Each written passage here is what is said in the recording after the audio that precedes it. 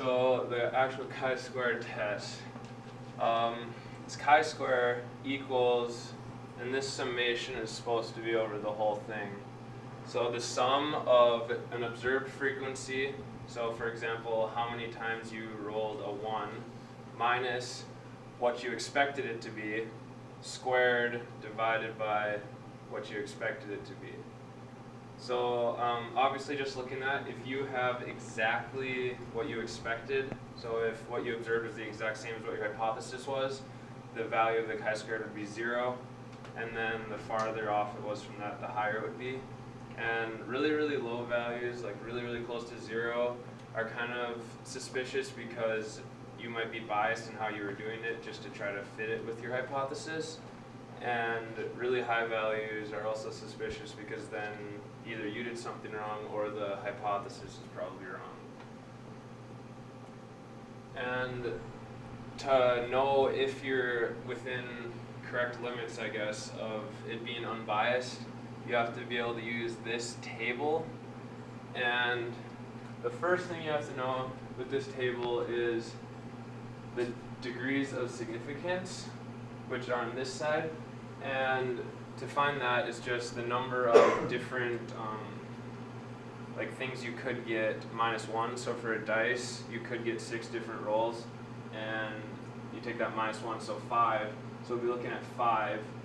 And then once we found what chi-squared was, did that calculation with that formula, whatever value we got, we'd be able to tell if it was, if the results agreed with the hypothesis to varying levels of confidence. So for example, the 0.99 is 99% confidence that we can agree with that.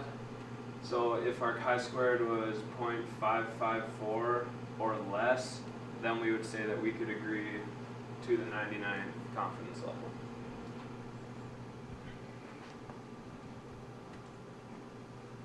So let's do an example quick. The hypothesis, found this in the Pickover book.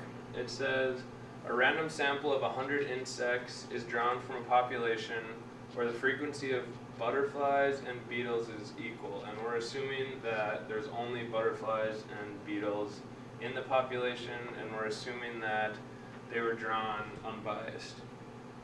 So is the hypothesis reliable if we observe 90 butterflies and 10 beetles?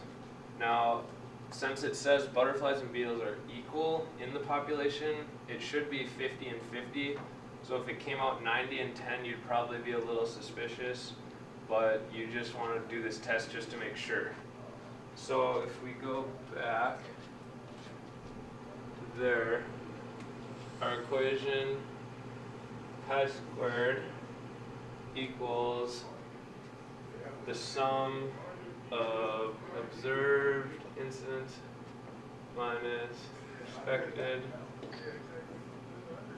squared divided by expected. So we come back to this. So say we do butterflies first. So what we observed were 90 butterflies. What we expected were 50. And then again, what we expected were 50.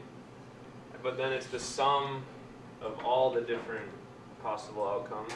So we also have to do beetles. And we observed 10. We expected 50.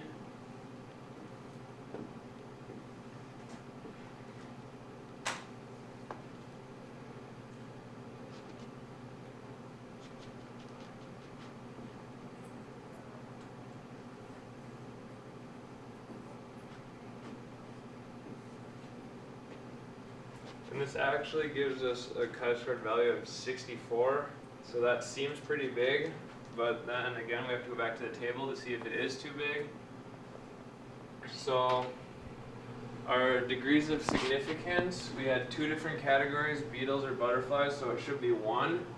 And as you can see, even all the way down to just 1% or 0.1% confidence level, the chi-squared has to be less than 10.8.